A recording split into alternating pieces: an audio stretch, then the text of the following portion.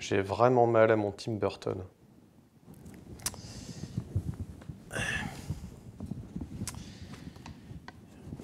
Les films du vendredi, 7e. I did not hit her. It's not true. It's bullshit. I did not hit her. I did not. Oh, hi, Mark. Salut à tous et bienvenue dans les films vendredi. Aujourd'hui, je vais essayer de ne pas être trop virulent dans mes propos, mais quand même envers le nouveau film de Tim Burton, adapté du classique Disney Dumbo. Oui, parce que vous savez qu'à partir du moment où Disney sort un nouveau film, il n'y a qu'à voir la jaquette des DVD, c'est toujours noté classique, classique, classique, classique, grand classique, etc. Donc voilà, mais toujours est-il que là, il s'agit quand même d'un film classique, parce que, bon, voilà, de par son ancienneté, on est quand même en 1941. À la base, Dumbo sort sur les écrans pour pallier aux mauvaises recettes de Pinocchio. Et en soi, c'est un très bon film. Enfin, en tout cas, au moins, le film original avait compris ce qu'était Dumbo. Donc ça, c'est quand même important, ce que devait raconter Dumbo, c'est-à-dire la différence. Différence qui est un thème très cher au cinéaste américain, donc Tim Burton. Et oui, je dis Tim Burton, j'adore, ça me fait triper. Film revisité donc par Tim Burton. Alors on s'attend évidemment quand on voit voilà, Dumbo comme projet. Alors déjà, il faut savoir que ça fait longtemps qu'on était au courant que Tim Burton allait faire donc ce remake live action de Dumbo. Et c'est vrai que ça pouvait susciter des doutes, etc., des inquiétudes, voilà. Inquiétudes qui se sont estompées lors des premiers teasers, des premiers trailers, etc., et puis de ce qu'on en a dit, hein, on a commencé un petit peu à en parler cette semaine, dans la presse, etc., ce qui m'avait rassuré, un tout petit peu, mais quand même. Bon, c'est vrai que Dumbo, c'était un sujet très propice à l'univers du Tim Burton, dans la mesure où on a quand même l'univers du cirque, on a aussi la question de la différence pour cet éléphant aux grandes oreilles qui a du mal à se faire une place auprès de ses semblables, hein, des éléphants qui ont du mal à l'accepter, etc., mais aussi des humains. Donc voilà, il y avait vachement de trucs, voilà, beaucoup de choses à faire. Et visuellement, que dire? Alors c'est très artificiel, voilà, ça on peut le dire, même si voilà, on est content de retrouver Danny DeVito en circassien, enfin directeur de cirque un peu comme dans Big Fish, hein, voilà. On est content voilà, qu'il y ait des échos comme ça par rapport à la filmographie de Burton. On a évidemment la nouvelle muse de Tim Burton, Eva Green, bon, qui est peut-être le personnage le plus sympathique, peut-être à la limite enfin en tout cas un petit peu auquel on peut peut-être s'attacher finalement, mais alors les autres vraiment, je vois pas trop comment. L'émotion a du mal à jaillir et j'y reviendrai. Et nous avons Colin Farrell donc en papa militaire qui a perdu donc un bras et voilà, donc ça. Cet élément-là était censé nous faire dire comme quoi il était différent, un peu comme Dumbo, etc. Chose qui n'est pas vraiment exploitée, en tout cas c'est vite réglé en 2 minutes, on lui met un faux bras et comme ça on esquive le sujet, on passe vite aux scènes impressionnantes, etc. Donc bon, voilà, je trouve que globalement Tim Burton, en fait le problème c'est qu'il a manqué son sujet et je ne pense pas que ce soit à cause de lui. Voilà, je pense que Disney est derrière tout ça, évidemment. C'est pas la première fois que Disney malmène Tim Burton. C'est vrai que ça fait 3 fois, enfin, il a été viré à 3 reprises de Disney, Tim Burton, à ses débuts, donc quand il était animateur sur Rox et Rookie, et que, voilà, il était viré pour excentricité, hein, c'est-à-dire qu'il avait tendance à vouloir proposer des choses un peu sombres, un peu, voilà, voyez ses premiers courts-métrages, le très réussi Vincent, hein, qui était sorti dans les années 80. Vous aviez Frankenweenie, etc., qui donnera le long-métrage qu'on connaît donc en 2012. Et voilà, et Hansel et Gretel, qui était passé une seule et unique fois, donc le 31 octobre 1983 à 22h30 précisément sur Disney Channel, et qui n'a jamais été rediffusé ou ressorti sous format de bonus ou DVD, etc. Pour des raisons très simples, c'est que c'était trop sombre pour les enfants, ils trouvaient que c'était trop bizarre, trop weird, enfin voilà.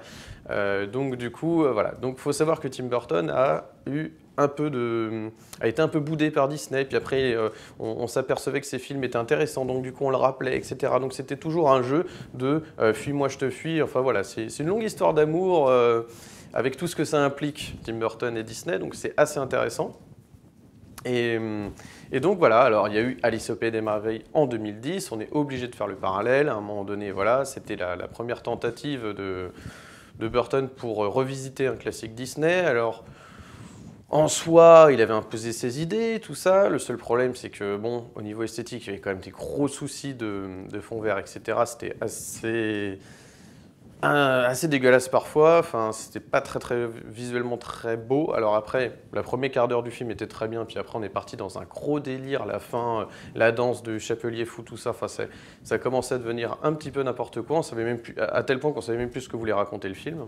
Et bah, le problème, c'est que c'est un petit peu pareil pour Dumbo. Alors c'est moins catastrophique parce qu'évidemment on passe un bon moment, un petit peu comme si on payait son entrée au cirque, hein, donc c'est sympa, tout ça, on voit plein de belles choses, mais finalement Dumbo, bah, il est, si vous voulez, pour moi, c'est un petit peu Dumbo représente Tim Burton chez Disney, c'est-à-dire prisonnier voilà, à être là. Donc, qu'est-ce que je dois faire en attendant ce qu'il doit faire, toujours les yeux au ciel, et de se dire qu'est-ce que j'ai le droit de faire, qu'est-ce que j'ai pas le droit de faire. C'est exactement ça que représente pour moi l'éléphant aux grandes oreilles dans ce film. C'est vraiment ça, quoi, l'attente. Et voilà, et donc Tim Burton qui a expliqué dans plusieurs interviews cette semaine que voilà, il avait essayé de proposer des idées pour Disney, de les faire imposer, et puis donc il y en a 2-3 qui sont passés. Mais voilà, Disney, le problème, c'est pas le problème de ne pas laisser de liberté à Burton, mais le problème, c'est de vouloir demander à Burton de faire ce qu'il fait d'habitude. C'est-à-dire qu'en fait, ça empêche Burton d'innover, voilà. Donc, ce qui fait que bah, il en est réduit à s'auto-parodier. Alors, c'est sympa, au moins on n'est pas choqué, on sait à quoi s'attendre, on a payé sa place et les gens sont contents. C'est bien, voilà, au moins ils ont compris comment assurer des recettes, etc. Et en plus de ça, ils arrivent à imposer leur merchandising avec les 2 plans quand même assez longs sur les peluches sur le stand Dumbo. Donc ça c'est très bien, c'est très marketing, c'est très bien fait. On justifie ça dans le scénario en disant oui, il faut qu'il passe plusieurs fois le spectacle parce qu'au début il rate et donc après Dumbo doit recommencer, etc. Ouais, pendant ce temps-là on te remonte les peluches, etc. Donc c'est très sympa, mais ça ne fait pas avancer l'histoire vraiment. Moi, voilà, je trouve qu'en fait ce film, il est très beau visuellement, mais même trop aseptisé. C'est-à-dire que le problème c'est ça, c'est qu'à un moment donné, tu vois même plus les personnages en danger, tu comprends même plus quels sont leurs problèmes. Tout est aseptisé, tout est beau, tout est... Donc voilà, à un moment donné, on est dans ce que Disney, enfin, voilà, Disney a fait de très bonnes choses. Je ne critique absolument pas Disney, mais c'est vrai que parfois il tombe dans la facilité en faisant une espèce de diktat du merveilleux, du bonheur. Soyez ému, on vous met un plan qui est beau, là, soyez ému. Tu te dis, mais oui, je ne connais pas ce personnage, vous me l'introduisez mal, qu'est-ce que je vais être ému de quoi que ce soit. Donc voilà, et donc il y a un peu trop ce côté-là chez Disney, et surtout en ce moment, avec leur ressucé des remakes live, etc. Jusqu'où iront-ils quoi, pour voilà, exploiter leurs œuvres du passé et en faire je ne sais quoi. Je ne sais pas combien de temps ça va durer. Mais, et le pauvre Tim Burton qui se retrouve là à évidemment proposer des éléments visuels qu'on connaît, hein, la spirale, qu'on retrouve sur les costumes des personnages. Qu'est-ce qu'on a d'autre? On a effectivement Danny Elfman, la composition. On a Rick Heinrich qui travaille sur le film et qui est un ami de longue date de Tim Burton. Il a travaillé sur les tout premiers courts-métrages. Voilà, c'est des potes, voilà, de cinéma de début, à l'époque où Tim Burton était en train d'étudier à Cal Arts, donc l'école californienne d'animation. Il y en a plein qui sont sortis de là, hein, Brad Bird, John Lasseter, tout ça. Enfin, c'est tous ces animateurs-là, dans le sens de l'animation, hein, ceux qui font voilà, des images animées pour le cinéma. Ils sortent tous de là, quoi. Donc voilà, Tim Burton est un de ces enfants de Cole Arts, mais qui a su imposer vraiment une patte spécifique, un côté sombre, un côté gothique, etc. Et qui voilà, là le problème c'est que c'est un peu un fourre-tout de ce qu'on connaît visuellement de Burton.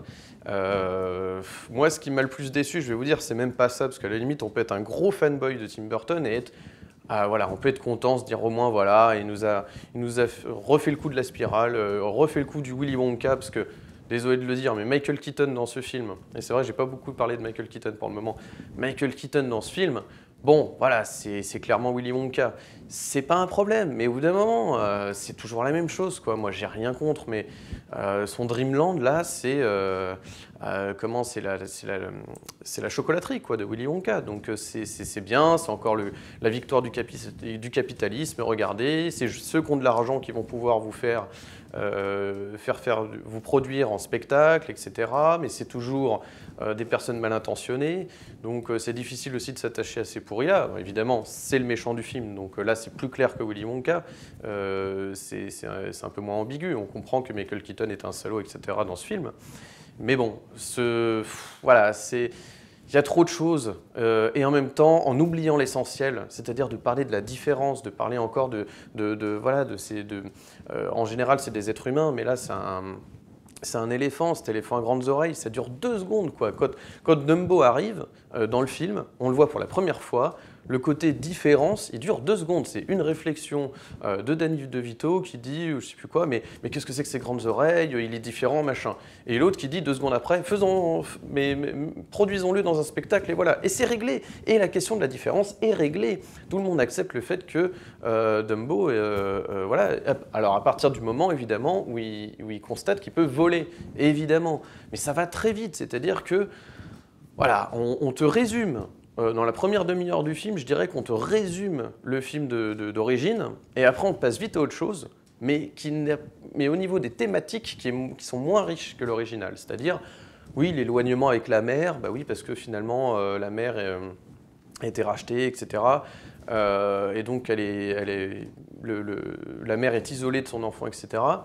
Ouais, c'est bien tout ça, mais ça ne nous raconte pas ce que c'est que Dumbo, c'est-à-dire, voilà, c'est le mec a une malformation, je veux dire, quand vous regardez Elephant Man, voilà, la question de la différence, elle est traitée. Alors peut-être qu'il fallait plus de scènes dialoguées autour de ça, enfin, je sais pas, mettre moins de spectacle et un peu plus de fond, parce que ça, là, au niveau, voilà, c'est mettre beaucoup de forme pour esquiver le fond, quoi, et ça, c'est vraiment dommage, quoi. Il passe à côté de son sujet, bordel, c'est pas possible. Regardez Édouard aux mains d'argent.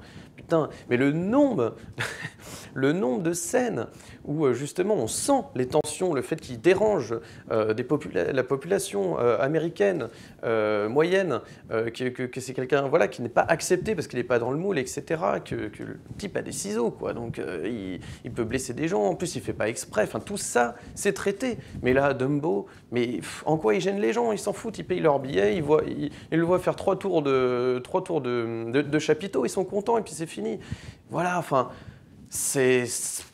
J'allais le dire, mais ça ne vole pas très haut, voilà, et c'est vraiment dommage, Moi, j'ai vraiment mal à mon Tim Burton, quoi. J'ai envie de dire à Disney, mais rendez-nous Tim Burton, laissez-le faire ce qu'il veut, putain, c'est pas possible. À un moment donné, laissez-lui carte blanche à 100%.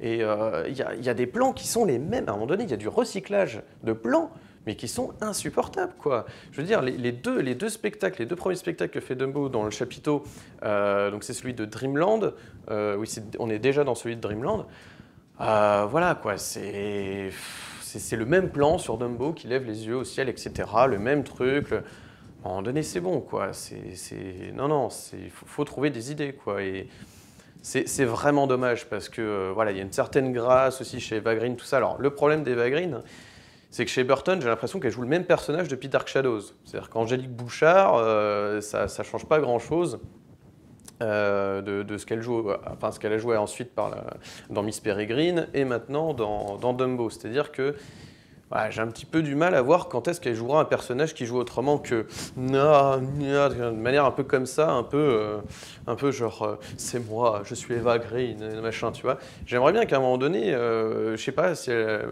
limite, on se demande si c'est vraiment un personnage humain ou si elle est complètement vampirique ou je sais pas comment dire, mais très perchée, quoi. Alors évidemment, on est chez Burton, donc c'est l'excentricité, je ne vais pas dire etc. Mais c'est juste qu'à un moment donné, voilà, vous ne connaissez pas Tim Burton, oui, c'est une bonne entrée en matière, voilà, ça vous montre en 2 secondes ce que vous allez pouvoir trouver dans ces films.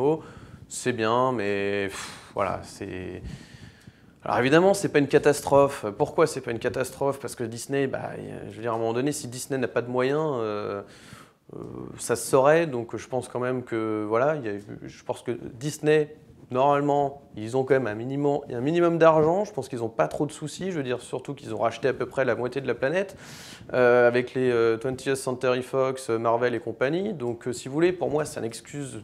Enfin, non, c'est pas un argument valable de dire bah oui c'est beau donc voilà. Non, à un moment donné, oui il y a aussi de quoi payer des bons animateurs, de quoi payer une bonne équipe, etc. Non, le vrai souci c'est que Burton, je pense que lui-même est emmerdé. Alors il s'en fout parce que son film marche et que ça va peut-être lui permettre de faire un film plus personnel derrière. Ça a été toujours l'intelligence de Burton. Je pense que au fond de lui, c'est pas un mec vendu.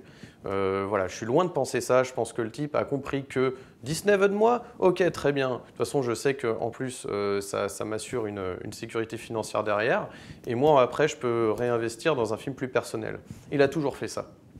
Et je suis très impatient de voir le prochain. Parce que peut-être que là, justement, parce que tout le monde s'attend à ce que ce soit Beetlejuice 2, mais Burton a récemment dit dans une interview que non, faut arrêter de lire ce qu'il y a sur Internet, ce sera absolument pas Beetlejuice 2, et je suis content de ça. Ça veut dire qu'il a quand même compris que là, il serait opportuniste de faire ça. Là, il dirait ouais, j'ai plus d'idées, alors je vais faire Beetlejuice 2. De toute façon, en ce moment, Michael Keaton il revient, etc. Ça va être génial. L'autre, elle est dans Stranger Things, là, Winona Ryder. Donc voilà, non, le mec a vraiment eu l'intelligence de ne pas céder à cette pression des fans pour faire cette suite. Et voilà, c'est une très bonne chose parce qu'à un moment donné, peut-être qu'il a aussi envie de raconter d'autres choses. Miss Peregrine, c'était le très bon exemple. Il était revenu à l'essentiel, il était revenu à ses poèmes d'antan, quoi. Voilà, je vous le montre, mais la triste fin du petit enfant huître, voilà, et autres histoires, donc qui était un recueil de poèmes de Tim Burton. Voilà, là on était revenu à un truc comme ça, à l'essentiel, où on repart de la particularité, de la différence, de comment on exploite ça, comment on utilise ça en tout cas pour se trouver au niveau identitaire, etc. C'est des choses qui, voilà, c'est des choses qui ressurgissaient. Et voilà, et aujourd'hui... Aujourd'hui, on a Dumbo en attendant, voilà, comme il y a eu la parenthèse Alice, hein, Alice au Pays des Merveilles. La différence, je dirais, c'est que Dumbo, oui, effectivement, est un peu mieux produit et réalisé. C'est-à-dire que vraiment, voilà, ce petit éléphant est très bien modélisé. On aurait pu avoir peur de ça, de savoir mais comment il va faire Dumbo en live action, etc. Et puis les moments où Eva Green monte dessus et fait le spectacle, etc., c'est très bien fait. Voilà, c'est ce qui avait manqué à Alice, où on voyait que les fonds verts, etc., que c'était pas assez... on voyait trop le côté fake, quoi. Et puis voilà, entre autres. Hein. Ça, c'est sur l'aspect visuel, mais c'est même pas le plus dérangeant, parce que si encore on avait un bon scénario, ou en tout cas un scénario qui traite son sujet, son personnage principal, encore une fois, ce serait formidable. Et là, ça apparaît 2 minutes sur 2 heures de film, et c'est un peu dommage, quoi. C'est un peu dommage, quoi. Alors, rappelez-vous du classique Disney, enfin, je ne vais pas employer ce terme classique. Ça, c'est Disney qui veut que j'emploie le terme classique, mais tout le monde connaît Dumbo, enfin, en tout cas, il y a une idée, enfin, tout le monde sait que c'est, voilà, un éléphant aux grandes oreilles, donc voilà. Mais dans le dessin animé original, dans le film d'animation original, voilà, il ne se fait pas accepter des autres éléphants. C'est ça aussi le truc, c'est que les autres éléphants le trouvent bizarre, étrange, et donc c'est aussi ça qu'il faut retranscrire dans le film. Effectivement, les éléphants ne parlent pas, hein, donc c'est aussi un parti pris d'avoir que la vision du coup des humains. Donc voilà, ça a été le choix probablement de Disney ou de Burton, je ne sais pas, peu importe, c'est pas forcément un mauvais choix, mais il faut que ça nous donne accès. Le problème, c'est qu'il ne faut pas que ça empêche de nous donner accès à la personnalité de Dumbo, ou en tout cas sur le regard que les autres éléphants et les autres personnes portent sur Dumbo. Donc voilà. Et c'est formidable parce que, sans spoiler la fin, le film conclut sur l'idée que se mettre des animaux en cage, c'est pas bien. Ou en tout cas de les produire dans un spectacle ou de les enfermer, etc. Enfin, c'est pas une vie pour eux que de vivre dans un cirque. Bravo, bravo, non mais voilà, tout ça pour ça, et tu te dis non, mais non, il y a autre chose à raconter, c'est pas ça, et c'est pas ce qui intéresse Burton, et c'est la confrontation entre d'un côté Burton qui tire la ficelle en mode ouais, moi je veux faire ça, et de l'autre côté Disney qui fait moi je veux faire ça, et sinon tu fais pas ton film parce que moi il y a quand même des critères à respecter, et puis nous on a des pluches à vendre au Disney Store. Donc voilà, il y a un côté où voilà, il y en a qui veulent pas prendre de risques, Disney, en mode non mais fais ce que tu fais d'habitude, tu sais les trucs chelous avec Willy Wonka, là, Michael Keaton, il va faire un peu la folle devant Dreamland, là, ça va nous rappeler la chocolaterie. Voilà, tu fais ce que tu sais faire, quoi. Et puis après, moi je te dis juste de faire quelques plans sur les pluches pour quand même ne pas oublier qu'elles existent encore, hein, que les gens peuvent les trouver à la sortie au Disney Store.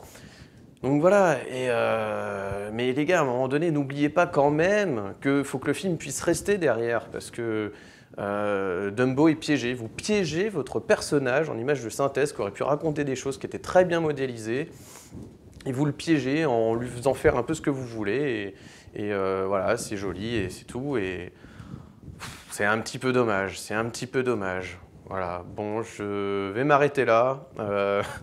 Je pense que j'ai fait le tour, mais voilà, encore une fois, c'est le vrai problème pour moi, c'est Disney actuellement. Est-ce qu'il y a vraiment besoin de rappeler ce qui se passe avec la saga Star Wars? Bon bah voilà, c'est à un moment donné, le renouveau est difficile, on vous remet Han Solo, on vous remet Luke Skywalker, il y en a un qui sert à crever, il y en a un qui sert à rester planté sur une île à rien foutre pendant 1 heure, sur 2 heures de film, donc voilà, à un moment donné, ils sont même pas exploités. Ils sont exploités, mais dans le sens commercial du terme, mais ils ne sont pas utilisés à bon escient dans les films. Catastrophique. Bon. Écoutez, la bonne nouvelle, c'est que du coup, pour le prochain film de Tim Burton, on aura peut-être droit de retourner à un film plus personnel, etc., parce que moi, c'est quand même un petit peu ça que je veux voir. En attendant, je vous conseille, si vous ne l'avez pas déjà lu, l'ouvrage de Mark Salisbury, qui s'appelle donc Tim Burton, hein, très sobrement Tim Burton, avec la préface de Johnny Depp. C'est paru en... Ou alors, il y a beaucoup... Alors, c'est peut-être depuis 95, mais il y a eu des rééditions, etc. En tout cas, moi, la dernière version que j'ai, de 2009, enfin, en tout cas, c'est celle-là, voilà. Alors, très bel ouvrage. L'ouvrage où vous allez apprendre le plus de choses sur Burton. Alors, évidemment, vous avez énormément de livres sur Burton, mais voilà, si vous vraiment voulez avoir les débuts, les difficultés, voilà, tout Tim Burton pour moi est là-dedans. Alors, vous l'avez sous 2 formats. Celui-là, c'est le petit format, mais moi je préfère parce qu'on se concentre plus sur le texte et moins sur les images. Mais sinon, pour les collectionneurs, vous pouvez aussi avoir celui en grand format. Voilà, vous avez Édouard Main d'Argent, pareil, très présent sur la couverture, sur fond blanc, donc vous le reconnaîtrez facilement. Il y a d'autres ouvrages qui sont très bien. Moi, le dernier que j'ai acheté, c'était Itinéraire d'un enfant particulier, à l'occasion de la sortie de Miss Peregrine. Voilà, mais vraiment, voilà, s'il devait rester qu'un seul ouvrage, et Dieu sait que j'en ai lu, je crois que j'ai tout lu des ouvrages de Tim Burton, comme quoi, voilà, c'est quand même un fan de Burton qui vous parle de Dumbo, donc voilà, c'est... Voilà, juste pour préciser, comme quoi c'est pas, je suis pas juste rageux envers le film pour être rageux, c'est juste que voilà, je suis déçu. Donc en fait, c'est plus de la tristesse, j'ai envie de vous dire, que vraiment de la colère. C'est que la tristesse, voilà, forcément engendre de la colère. Mais voilà, c'est à un moment donné, il faut le dire. Je pense que les ressucés de Disney, même si c'est Burton qui les traite, et ben malheureusement, tant qu'il y aura Disney derrière pour filer la thune pour faire ces films-là, je pense que ce sera un peu compliqué. Voilà, je pense qu'il faut voilà, Disney, concentrez-vous sur vos films d'animation. Voilà, il y en a plein qui sont prévus. Moi, il y a des très belles choses. Attention, là, pour revenir sur une note plus positive, il y a de très belles choses qui vont arriver, je pense. En tout cas, des choses nouvelles chez Disney en termes d'animation. Et ça, pourquoi pas. Voilà, mais arrêtez avec vos ressucés live action, quoi. Même le film de Guy Ritchie, là, Aladdin, avec Will Smith, je sais pas, mais... C'est-à-dire qu'à un moment donné, nos peurs, nos craintes sont fondées, quoi. Je veux dire, même vous, voilà, tous les internautes, quand on regarde une nouvelle bande-annonce et qu'on se dit « Oh là, qu'est-ce que ça va être », etc., c'est fondé. On n'est pas juste là pour rager. S'il y a des peurs, s'il y a des choses qui viennent en tant que cinéphiles et qui nous inquiètent, bah, ça ne sort pas de nulle part, voilà. Là, actuellement, pour tout vous dire, là, c'est plutôt chez Pixar, mais bande-annonce de Toy Story 4, là... Bon, j'y reviendrai dans une autre vidéo. Voilà. Bon, bah écoutez, sur ce, c'est tout pour moi. Je vous remercie infiniment voilà, d'avoir regardé cette vidéo. J'espère que ça ne vous donnera pas envie de voir Dumbo. Pour le coup, je vais dire ça comme ça maintenant. Mais non, mais allez-y si vous voulez. De toute façon, ça va être la sortie familiale du week-end. Voilà, vous n'y échapperez pas. Mais voilà. Faites-vous votre propre avis et n'oubliez pas, prenez les films pour ce qu'ils sont. Allez, ciao!